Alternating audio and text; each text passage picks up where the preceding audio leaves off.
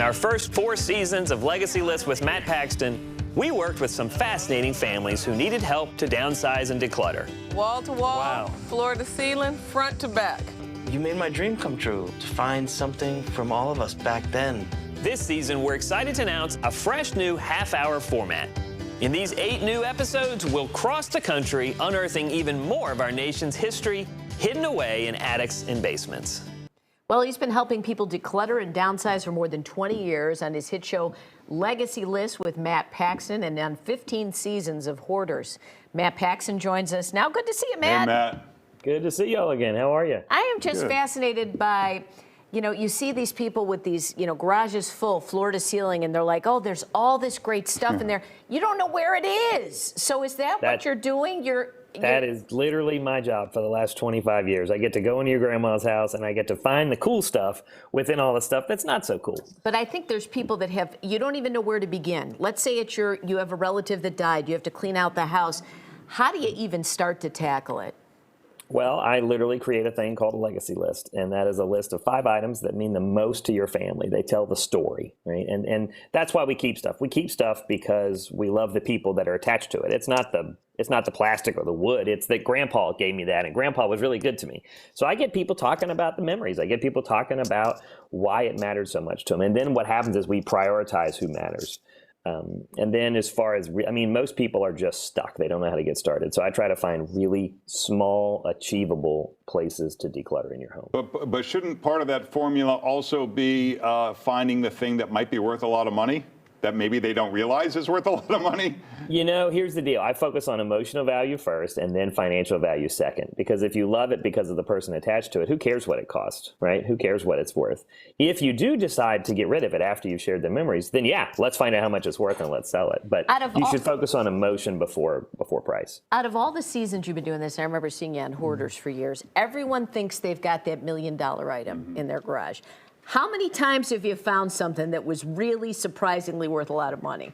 Oh, a lot, actually. Really? One time we found a Picasso. I found a '69 Corvette. I find money, all that. Millions of dollars. We're at the last, our parents, so like the 75 and up. That's the last group that didn't really trust banks, rightfully so, because of how they, the history of their time growing up. And man, we find some incredible things. But like, for the most part, it's emotional stuff that's exciting. It's really positive stories. But man, sometimes you do find. If you're looking for it, you're not going to find it. If you're not looking for it, you will.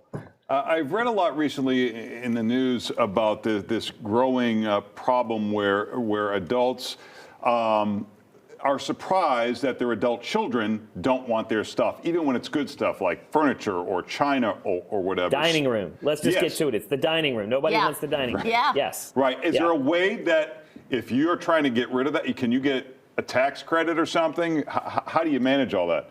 Yeah, so there's 2 parts of that. And that's the biggest issue. Our seniors think that nobody wants our stuff. It's not entirely true. We don't want that stuff. We don't want the dining room. We don't want the things the vases. We don't care about that. What we do care about is like grandma's fur, right? We do care about the things that are just different. And so for what I tell is get people, believe it or not, don't start in the dining room, start in grandma's closet, start telling stories, and you'll be surprised how much people do want. Now, as far as tax goes, yes, get a very detailed tax donation sheet. I tend to work with Goodwill. You can work with whoever you like locally, but make sure you have a detailed tax receipt. Those laws do change each year depending upon the administration, but there is always an amount that you can get, and it's often thousands of dollars, if not tens of thousands of dollars. All right, so if people, they want to start the new year, they might not be hoarders, but they might have a whole lot of stuff they want to get rid of. Where do you tell them to start? Is it the closet? You throw out everything you haven't worn in a year? What do you tell them, Matt?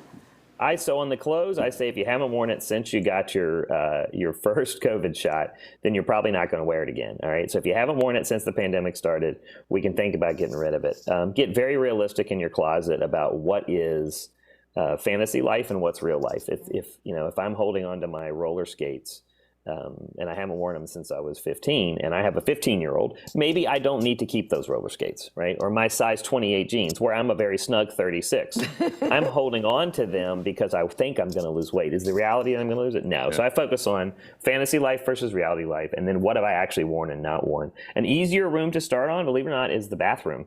Go through the bathroom, and anything that has less than 25% in it, get rid of it. Oh. Just get rid of it. You don't need it. And if you like, my Drakkar Noir, right, and the Jupe, and all the stuff that we haven't worn since the 90s. Now, that was a We great could probably- cologne back in the day. Yeah, Remember it was that, the Larry? bomb back in the day. Oh, it was the bomb. It was no Charlie.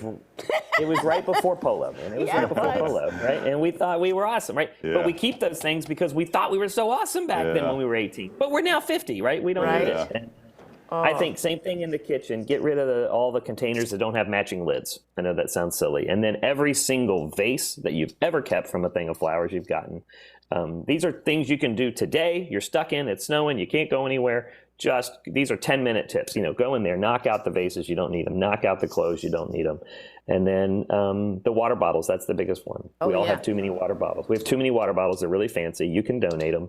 You need one, however many people you have in your house, one water bottle for each person, plus one. You can keep one extra, but you don't need any more than that. Real quickly, if you have someone in your life that really is a hoarder, that's a lot to tackle on your own. What do you do? Do you call an expert? What if you can't call afford professionals. it? Yeah. If you've got a person that's got a heart attack, you're not going to be the one to work on them. Same thing with hoarding, right? You need a professional. Call in a professional.